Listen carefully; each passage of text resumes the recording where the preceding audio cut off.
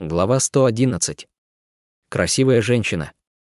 Ханли воспользовался своим стиль вечной весны, чтобы стабилизировать ум, прежде чем посметь поднять голову.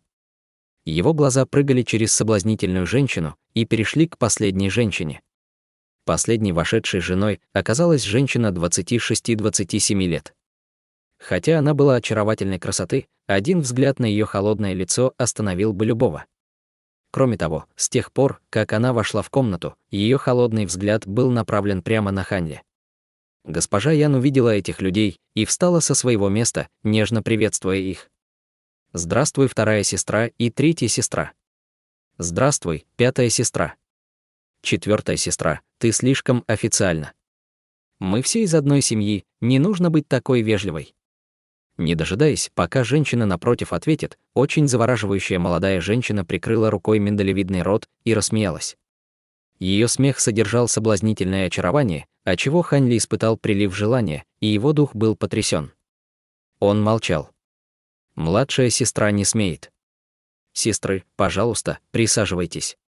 Госпожа Ян слегка улыбнулась и предложил свой стул жене спереди. Она сама не села. Женщина, зовущаяся пятая сестра, была элегантной и утонченной. Она молча сидела напротив госпожи Ян. После замужних женщин вошла Мо Цэхуан и сознательно закрыла дверь, направляясь следом за матерью. Ее взгляд двигался в случайном порядке по комнате. Было неизвестно, о чем именно она думает. «Это тот юноша, что доставил сообщение?» Тихо спросила женщина около 30 лет, взглянула на Ханли.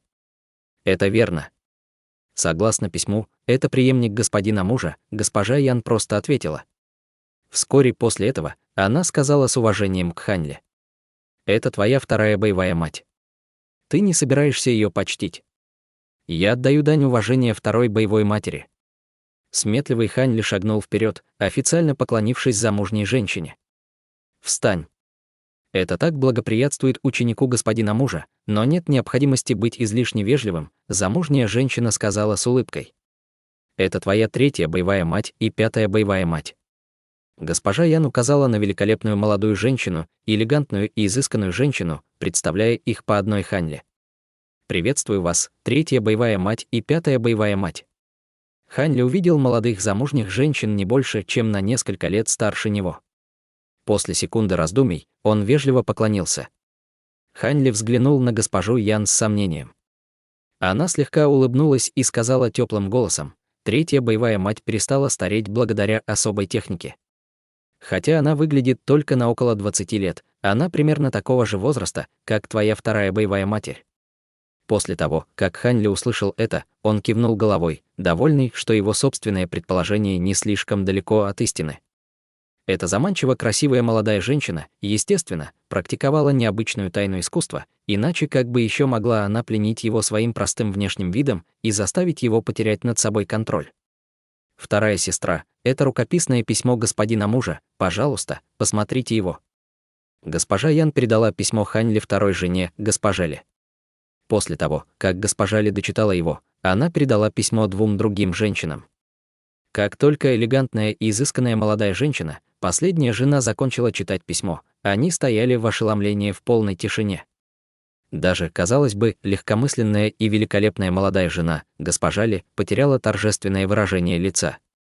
Полностью отсутствовала смелость и заманчивое очарование, которым она обладала несколько мгновений назад, госпожа Ли больше не показывала хладнокровия. Когда Ханли увидел реакцию жен доктора Мо, он не мог не напрячься. Он не знал, что за информация в письме могла послужить причиной их серьезности. Однако спокойное выражение лица Ханли не изменилось, так как он первый вошел в комнату, заставив жен думать, что он был надежным. «Ханли, письмо господина мужа потрясло нас, боевых матерей, слишком значительно, поэтому мы должны поговорить об этом должным образом. Ты пришел сюда издалека, конечно, ты, наверное, устал. Ты должен провести ночь здесь, в особняке Мо. Завтра мы свяжемся с тобой для разговора». Поскольку госпожа Ян руководила ужасающей ассоциацией драконьего потока в течение нескольких лет, каждое из ее движений обладало неописуемым достоинством. В конечном счете, она была первой, чтобы говорить с Ханли. «Я подчиняюсь вашим приказам». Ханли ответил с полным послушанием. Другие жены не остановили госпожа Ян. Казалось, они тоже хотели, чтобы этот чужак Ханьли вышел, и они могли бы обсудить несколько важных вопросов. Хуанер. Проведите Ханьли и найдите ему чистую комнату для полноценного отдыха, госпожа Ян приказал Мо Цэ Хуан. Да. Я займусь этим. Старший ученик Ханьли, пойдем за мной. Мо Цэ Хуан моргнула несколько раз, слегка морщила нос, и сначала показалась несколько несговорчивой. Однако она тут же одумалась и согласилась с улыбкой на лице. Тебе запрещается беспокоить старшего ученика. В противном случае ты будешь наказана по правилам клана. Госпожа Ян угадывала и знала мысли непутевой дочери, как свои 5 пальцев, тем самым сделав ей устное предупреждение заранее. Хорошо, я поняла. Молодая девушка неохотно согласилась. Ханьли молчал. Если госпожа Ян ничего не сказала, значит ли это, что эта женщина что-то задумала? Ханьли взглянул на Мо Цэ Хуан своеобразным взглядом, но эта девушка больше не казалась ему столь очаровательной. В результате вмешательства матери, Мо Цэ Хуан удрученно вышла за дверь. Ханьли пошел следом, с неподвижным выражением лица. Обождав несколько минут после того, как Ханьли вышел из комнаты, госпожа Ян нарушила тишину в комнате своим торжественным голосом. «Пятая сестра, мне бы не хотелось причинять тебе неудобства, но не могла бы ты проверить, что парень действительно ушел, а не вернулся тайно и не прячется где-то? Мы еще его не знаем». После того, как элегантная, изысканная госпожа Ван услышала это, она без слов вышла из комнаты и скрылась в темноте. «Четвертая сестра, ты переоценила этого мальчика. Как он мог быть настолько опытным?» Свет вспыхнул в красивых глазах третьей жены. «Третья сестра, ты забыли про одну вещь. Ученик нашего господина мужа не может быть обычным. Я считаю, что наш особняк Мо достаточно сильно охраняемо. Более того, этот дом является важным местом, где я занимаюсь делами ассоциации. Недалеко отсюда есть 20-30 часовых и густо стоят охранники.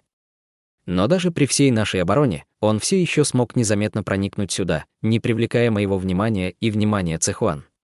Ты думаешь, что это то, чего может добиться обычный специалист?» Тихо сказала госпожа Ян.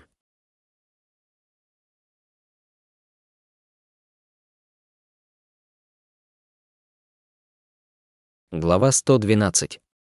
Скрытое сообщение. Аргумент от четвертой сестры доказывает, что юноша по имени Ханьли действительно имеет некоторые способности. Мягко сказала вторая жена Ли, немного нахмурив брови. Третья жена чуть помедлила, прежде чем вздохнула и высказала свое мнение.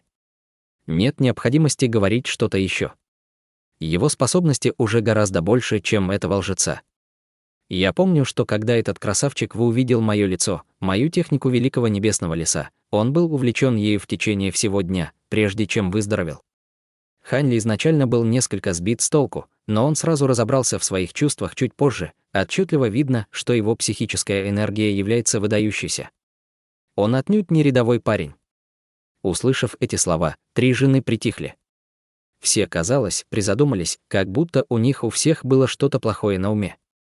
Через мгновение госпожа Ян горько усмехнулась и взяла на себя инициативу выступить первой.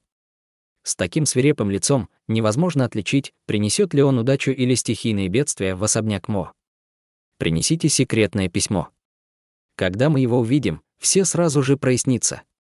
Эти слова возникли из-за пределов комнаты и были произнесены не госпожой Ян, а утонченной, элегантной пятой женой. Она вошла в комнату. Я уже внимательно осмотрела окрестности.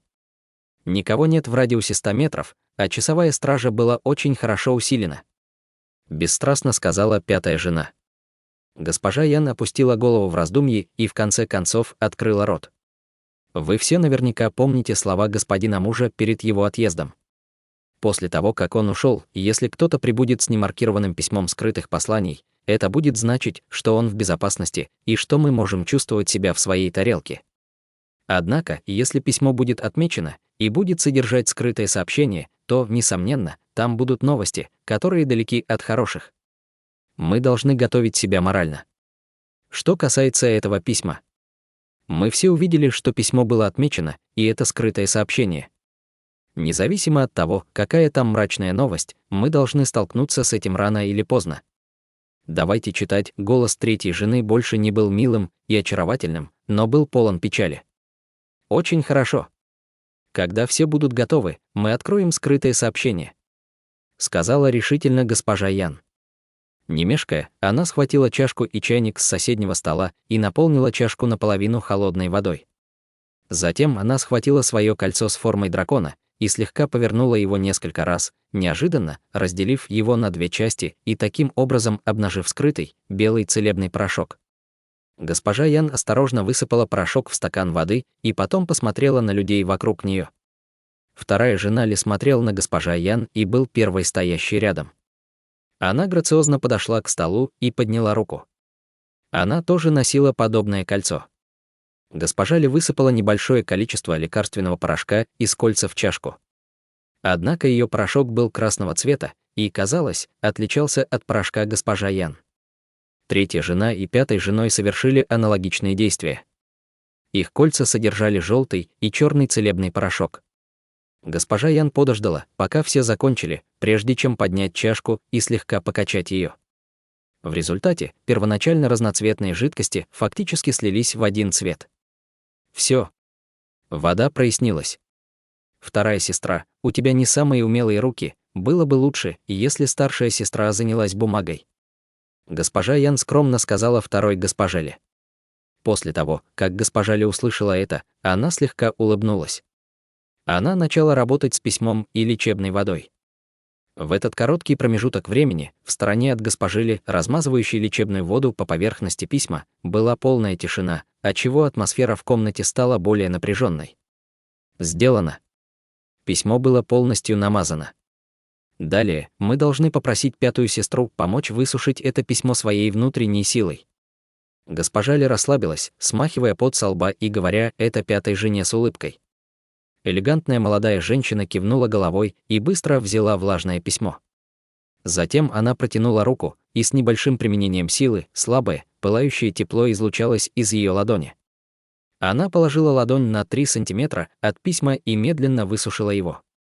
После короткого периода времени письмо было полностью сухим, и черные чернила письма полностью исчезли. На его месте появился какой-то слабый красный почерк.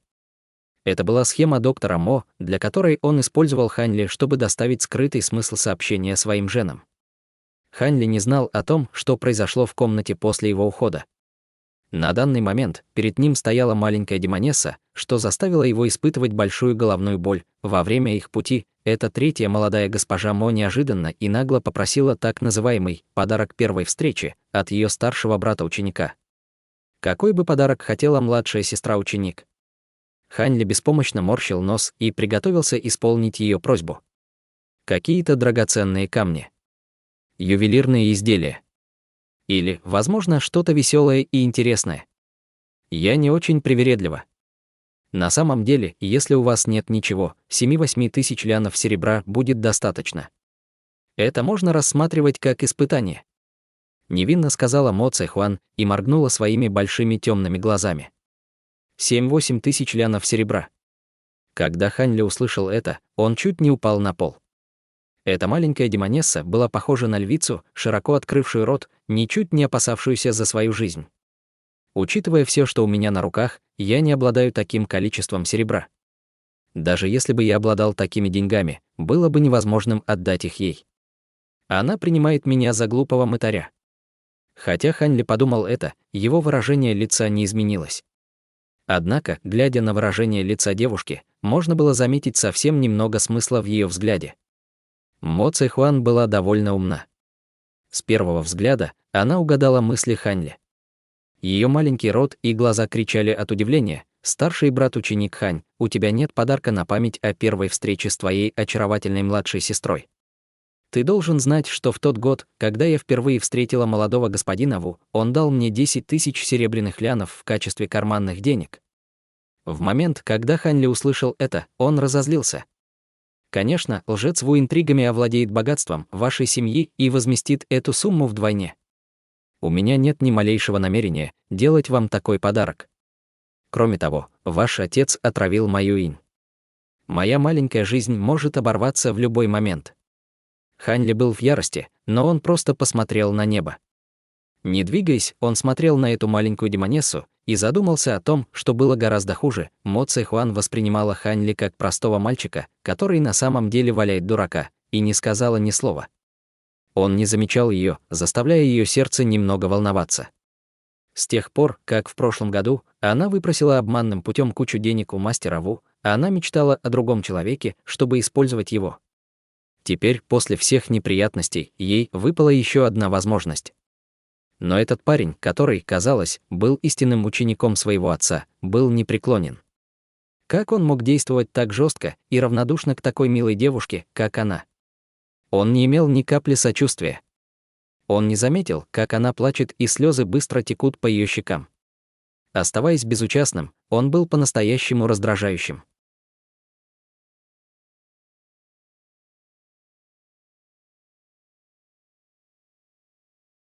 Глава 113. Гранула с сильным ароматом. Ночной воздух в ночном нельзя было назвать холодным, но нежное лицо Мо Цзэхуан было слегка бледным. Оба ее глаза безжалостно глядели на Хань Ли. Про себя она молча скрежетала зубами на этот толстокожего старшего брата ученика. В тот момент оба они стояли на этой маленькой тропинке, которая велась через задний двор, и страдали от холода. Они не двигались ни на шаг. После того, как Мо Цзэхуан поняла, что Хань Ли был непроницаем для ее 3 обязательных приемов — милости, кокетства и мольбы через слезы, она могла только бессильно скрежетать зубами от досады. Она изначально намеревалась использовать эти шаги, чтобы заманить Хань Ли в ловушку, но это было безрезультатно. Теперь она могла только неохотно и жалобно смотреть на Хань Ли, пытаясь убить его взглядом, надеясь, что ее противник сдастся. Но увидев жалкое состояние Мо Цзэхуан, Хань Ли невольно издал смешок. Ее выражения действительно напоминали Хань Ли его хорошего брата Ли Фэюэ. Ранее, когда Ли Фэю хотел, чтобы Хань Ли ему с чем-то помог, он использовал точно такое же выражение лица, в надежде, что Хань Ли ему поможет. Через некоторое время Хань Ли стал совершенно невосприимчив к такого рода выражениям. Таким образом, как Мо Цзэхуан использовала ее лучший жалобный щенячий взгляд на Хань Ли оставался неподвижен, он стоял там, любуясь представлением Мо Цзэхуан. Он часто покачивал головой, выдавая свой сарказм. Из-за ядовитого взгляда Хань Ли Мо Цзэхуан была на голову разбита. Она смогла только остановить щенячий взгляд, она использовала до сих пор и обменяться с его свирепым взглядом ярости. На самом деле, Мо Цзэхуан уже начала жалеть о своих действиях. Если ее мать узнает об этом, она боялась, что она будет наказана за такие действия к Хань Ли, но и также получит выговор по дисциплине и правилам их клана. Пока она думала это, она смотрела с ненавистью на Хань Ли. Этот маленький уволень, он не мог просто дать ей что-нибудь. Он не знал, что существуют девушки, и их нужно задобрить. Он был по-настоящему деревенщиной, в тот момент она уже забыла о ее возмутительной просьбе, которую она потребовала ранее от Хань Ли. Хотя Хань Ли не имел никакого опыта в том, чтобы уговаривать девушек, он знал, что он, тем не менее, будет жить у Мо, и поэтому не мог позволить себе обидеть их. В результате, после того, как гнев Мо Цзэхуан продолжался, он медленно засунул руку в мантию, пытаясь найти подходящую вещицу, чтобы успокоить эту маленькую демоницу. Хань Ли, наконец, достал зеленую нефритовую бутылку. Внутри бутылки было несколько огненно-красных гранул, которые испускали чрезвычайно сильный аромат. Эти гранулы были известны как гранулы с сильным ароматом. Принимаемые королевскими наложницами, эти гранулы не имели никакого другого эффекта, кроме того, что заставляет того, кто проглотит гранулу, излучать завораживающий аромат. Этот аромат не только долго длится и приятно пахнет, но он также может обеспечить дополнительный эффект защиты от укусов насекомых. Именно поэтому эта гранула была фаворитом среди королевских наложниц. Однако было жалко использовать гранулу с сильным ароматом в качестве подарка для молодой девушки. Чтобы сделать эту гранулу, требуется несколько основных ингредиентов, которые были редкими и драгоценными. Даже в таком благополучном месте, как королевская столица, основные ингредиенты всегда были в дефиците, не в состоянии удовлетворить спрос королевского двора.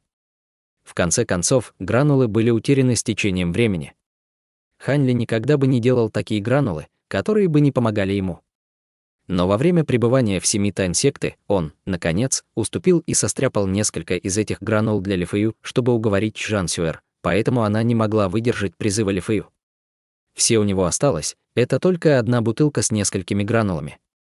Изначально Ханьли хотел использовать эти гранулы, чтобы скрыть себя от укусов насекомых, но теперь он мог только использовать это, чтобы задобрить маленькую демонессу, стоящую перед ним.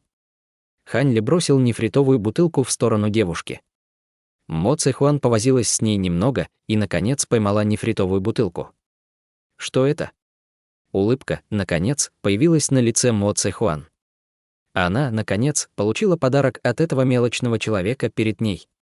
Этого было достаточно, чтобы зажечь улыбку на лице Мо Цэхуан. Эта гранула называется гранула с сильным ароматом, и ее эффект очень мистический. Она может... Ханьли объяснил эффекты гранулы для Мо Цэхуан, заставив ее стать крайне счастливой и довольной. К большому удивлению Ханьли, после того, как девушка открыла нефритовую бутылку и понюхала аромат, она тут же закрыла крышку бутылки и приняла оборонительную стойку. С защитой от извращенцев взглядом она посмотрела на Ханьли и осторожно сказала: «Это гранула, не та гранула, которая оставляет людей без сознания или, как правильно сказать, афродизиак. Почему аромат так похож на афродизиаки моей сестры? Ты планируешь сделать что-то извращенное со мной?» Услышав это, Ханьли был ошеломлен и в течение длительного периода времени был абсолютно безмольным. Он вдруг испытал чувство, похожее рвоту с кровью. Мысли этой девушки было слишком трудно предсказать. Подумать только, она на самом деле сравнила аромат гранулы с афродизиаком. Теперь Ханьли даже не знал, должен ли он быть впечатлен осторожностью этой дамы или громко плакать из-за несправедливого обвинения. Глядя на твою реакцию, эти гранулы, кажется, действительно настоящие, но я должна отдать их для проверки своей сестре, прежде чем я смогу их использовать. Ведь женщины должны иметь осторожность во всем, что они делают. Мо Цэхуан сказала это Ханьли в праведном порядке. Каха. Каха, делай, что хочешь. Онемев, Ханьли мог использовать только кашель, чтобы замаскировать смущение на лице. Он чувствовал, что было бы лучше для него сохранить дистанцию между собой и этой маленькой демоницей. Если он этого не сделает, он никогда не угадает, к чему все приведет. Однако, если эти гранулы имеют все эффекты, которые ты перечислил, я буду считать, что ты прошел испытание. После сегодняшнего дня, если тебе когда-либо потребуется помощь в имуществе Мо, ты можешь спросить ее у Цэхуан. Я просто требую небольших компенсаций, но взамен я буду решать твои проблемы за тебя. Мо Цэхуан потрясла бутылку, счастливо улыбаясь. Хорошо, младшая сестра-ученик. Старший брат-ученик сделает что-то, что потребует твоей помощи. Ханьли вернулся в себя, улыбаясь неискренне. После того, как он ответил Мо Цэхуан, он зло подумал про себя: искать помощи у тебя, потребитель моих денег. Только в твоих мечтах. Мо Цэхуан, естественно, не могла слышать мысли Ханьли. Она осталась довольна, потому что Ханьли согласился с ней. Вдруг она почувствовала, что Ханьли был довольно интересным парнем и даже очень привлекательным на вид. «Пойдем, старший брат-ученик. Я найду большую и лучшую комнату для тебя, чтобы ты не страдал». Мо Цэхуан блестяще улыбнулась и повела его. Стоя позади нее, Ханьли наконец-то вздохнул с облегчением, он медленно последовал за ней по пятам. Такая странная девушка. Он никогда не будет вместе с ней. Невозможно, что эта властная госпожа вдруг влюбилась в обычного человека, как он. Даже если она действительно в него влюбилась, он сразу отвергнет ее. Просто исходя из ее неразумных действий, которые уже были так жестки к Ханьли, он бы никогда не мог их терпеть. Они действительно не смогут быть вместе. Ханьли молча подумал это, решительно сняв имя Мо Цэхуан из списка потенциальных кандидатов в свои жены.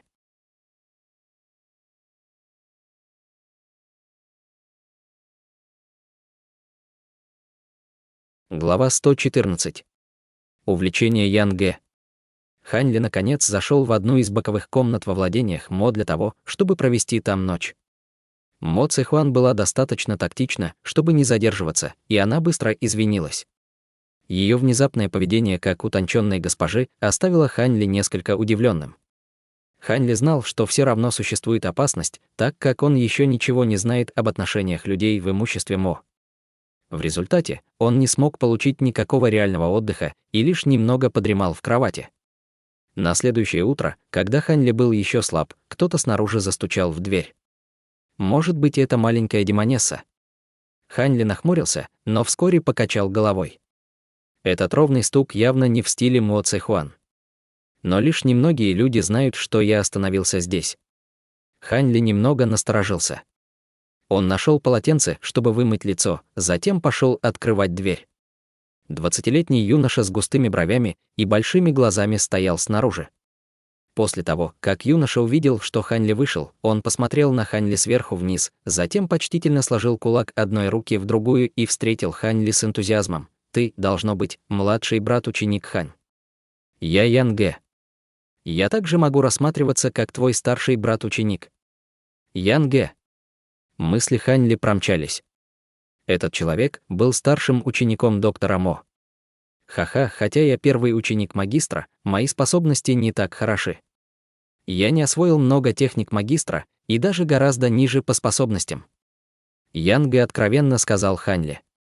Когда Хань Ли увидел, что этот юноша был невозмутим, у него сразу же сложилось хорошее впечатление о Ян Гэ, и он оперативно ответил на его приветствие: «Старший брат-ученик Ян, доброе утро.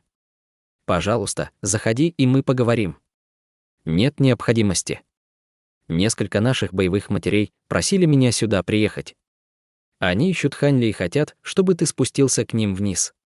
Ян Гэ хмыкнул и поманил руками. Хань Ли был ошеломлен на мгновение, когда он услышал это, но он быстро кивнул головой и согласился. Он закрыл дверь комнаты и пошел рядом с Ян Гэ. Ян Гэ был очень заинтересован в делах Ханя Ли.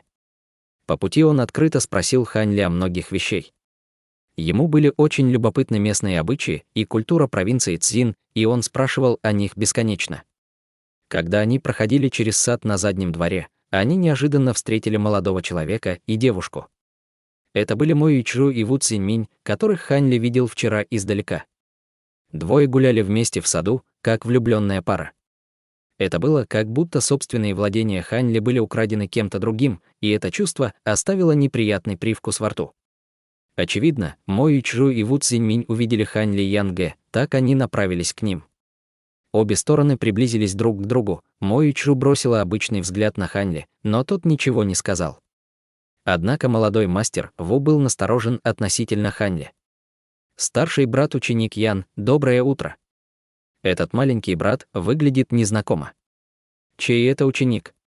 Ву Цзиньминь засмеялся, спросив это. Во-первых, Хань Ли подумал, что старший брат Ян, который был рядом с ним, хотел взять на себя инициативу, чтобы прикрыть его и сделать замечание Ву Цзиньминю. Кто же знал, что после того, как он прождал так долго, он так ничего и не услышит от человека рядом с ним? Чувствуя озадаченность, Хань Ли не могу не поднять голову и не посмотреть на Ян Гэ. В конце концов, Хань Ли был настолько поражен, что был не в силах сказать и слова. В тот момент Ян Гэ выглядел увлеченным и завороженным и молча смотрел на госпожу Мо Юйчжу, полностью погруженный в экстаз. Как он мог еще отреагировать на Ву Цзиньминя? Этот маленький брат является дальним племянником третьей боевой матери. По приказу моих родителей, я должен был посетить третью боевую мать и начать на работу с ней. За неимением лучшего варианта, Хань Ли мог только повернуть голову назад и взять дело в свои руки. Хань Ли угодливо говорил и намеренно вел себя неловко и стесненно. А вот как. После того, как Ву Цзиньминь услышал слова Хань Ли, он совершенно потерял интерес к нему. В этом нет ничего удивительного. Внешний вид Хань Ли был слишком обычным, и он не обладал никакими характеристиками человека, который изучал боевые искусства. Как это может привлечь внимание молодого мастера Ву? Вместо этого молодой мастер Ву повернул голову, и его лицо потемнело. Он был очень недоволен тем, как глупо выглядел Ян Гэ, уставившись в сторону Мо Юйчжу. Ведь эта красивая девушка была его невестой. Прямо сейчас Хань Ли был близок к Мо Юйчжу, поэтому он отчетливо видел все ее выражения. Она слегка хмурилась и была несколько недовольна тем, что глупо выглядит. Очевидно, ей не нравились наглый взгляд обожания Ян Гэ. «Старший брат-ученик Ян, если тебе больше нечего нам сообщить, молодой мастер Ву и я уйдем первыми». Абрикосовые губы Мо Юйчжу были слегка открыты. Сказав эту любезность, они ушли. Хань Ли наблюдал за их спинами, в уголке его губ появился незначительный след странной улыбки. Затем он обернулся и посмотрел на старшего брата Ян и обнаружил, что Ян Гэ все еще тупо смотрел на Мо Юйчжу. Хань Ли вздохнул. Этот парень был по-настоящему влюблен. Однако госпожа Мо, казалось, была не лучшего мнения о нем и, может быть, даже немного пугалась его пылкого взгляда. Хань Ли со всей силы ударил по плечу Ян Гэ. Страстный взгляд исчез, и он, наконец, очнулся от оцепенения. «Извините, я просто решил подшутить над младшим братом-учеником». Ян Гэ, который вернулся обратно в сознательное состояние, безумно краснел. Ему было крайне стыдно за зрелище, которое он устроил. Ничего страшного. Когда сталкиваешься с честной и изящной девушкой с благородным характером, проявляется природный инстинкт мужчины. «Нечего смущаться», — сказал Хань Ли, смеясь. Когда Ян Гэ услышал слова Хань Ли, он не почувствовал облегчения.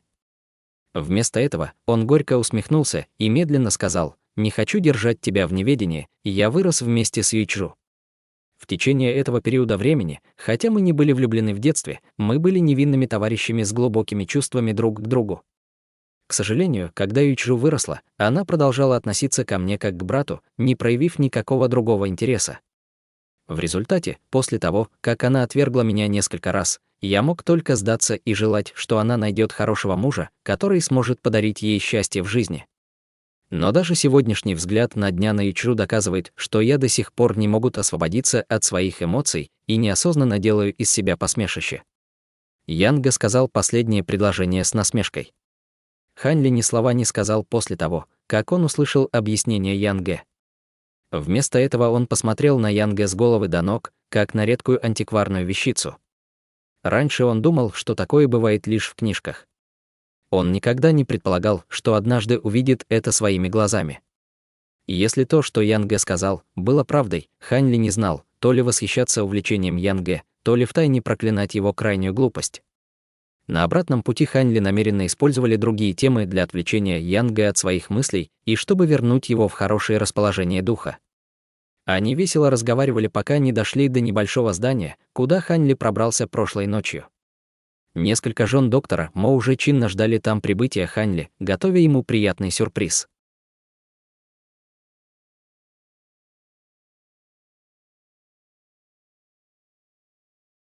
Глава 115. Поразительные изменения. Как только они дошли до второго этажа, прежде чем Ян Гэ начал стучать в дверь, голос госпожи Ян раздался из комнаты. «Это Хань Ли и Ян Гэ». «Это верно, четвертая боевая мать». Ян Гэ поспешно остановился и почтительно ответил. «Ян Гэ, возвращайся обратно. Пусть сначала Хань Ли войдет один сюда». Можно было услышать изнутри слабый голос госпожи Ян. Этот отчетливый холодный голос не мог не тронуть сердце Хань Ли. «Как изволите». Ян Гэ явно очень уважал госпожу Ян, и он последовал ее приказу без малейших колебаний. После того, как он улыбнулся Хань Ли, он тихо спустился со второго этажа.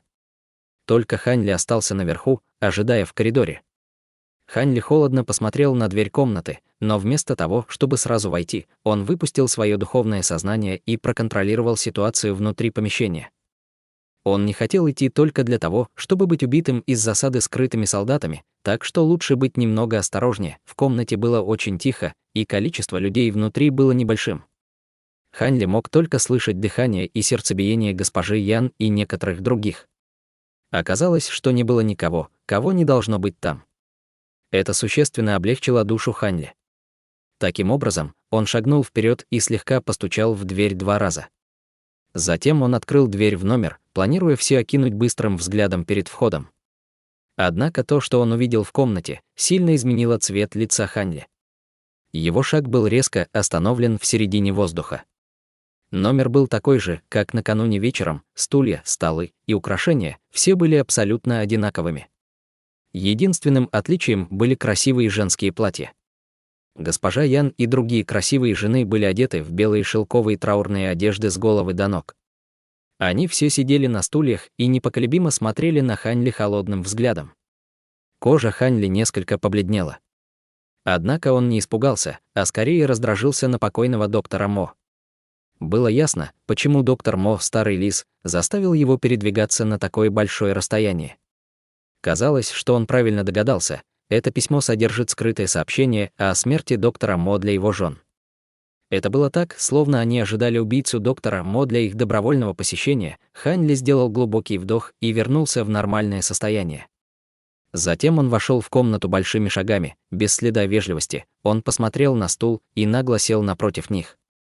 После встречи с ними не было сказано ни одного слова. Он планировал наблюдать, как эти женщины будут действовать дальше. Было ясно, действия Хань Ли были предназначены, чтобы разозлить их. Однако, против его ожидания, он бросил их в замешательство. Выражение каждой из них не имело ничего общего. Лицо второй госпожи Ли позеленело. Было ясно, что этот Хань Ли, который так четко вчера называл ее «боевая мать», теперь осмелился действовать нагло, как будто он общался со сверстником. Эта вторая госпожа родилась в семье ученых и уделяла большое внимание разнице поколений. Теперь, когда она столкнулась с этим парнем, который вел себя неподобающе по отношению к своему хозяину, как она могла не дрожать от гнева, третья госпожа Лю сильно отличалась от госпожи Ли. Она не только воздержалась от гнева, но и посмотрела в сторону Хань Ли с очень заинтересованным выражением лица. Однако, из-за ее удивительного очарования, Хань Ли не осмеливался смотреть на нее прямо и просто смотрел на нее потрясенным взглядом. Госпожа Ян и холодная, элегантная госпожа Ван были примерно одинаковы в проявлении эмоций. Они молча смотрели на Хань Ли ледяным взглядом. «Твое мужество — это очень здорово, в прошлом ученик моего господина мужа». После того времени, которое потребовалось бы, чтобы сделать чашку чая, госпожа Ян в конце концов открыла рот и насмешливо произнесла эти слова. Каждый мог отчетливо слышать ее смех. «Боевые матери, что вы хотите знать или хотите сказать, пожалуйста, говорите напрямую. Я не желаю слышать бред или ненужные слова». Хань Ли сказал с безэмоциональным лицом. Хань Ли ясно понимал, если госпожа будет припираться о том, как ужасно она себя чувствует, то потом и другие жены начнут участвовать в словесной дуэли. Вместо того, чтобы приложить большие усилия, чтобы решить эту проблему, он чувствовал, что он может вникнуть прямо в суть проблемы. Это было то, во что он верил. Поскольку не было ни сабли света, ни теневого меча, относящихся к скрытым экспертам внутри комнаты, Хань Ли предположил, что в настоящее время у жен не было никаких планов, чтобы избавиться от него. Казалось, они либо сомневались, либо что-то требовали от него. Поскольку он был такой, не надо было быть слишком вежливым. В любом случае, смерть доктора Мо была предварением катастрофы, ему нечего стыдиться. «Ты».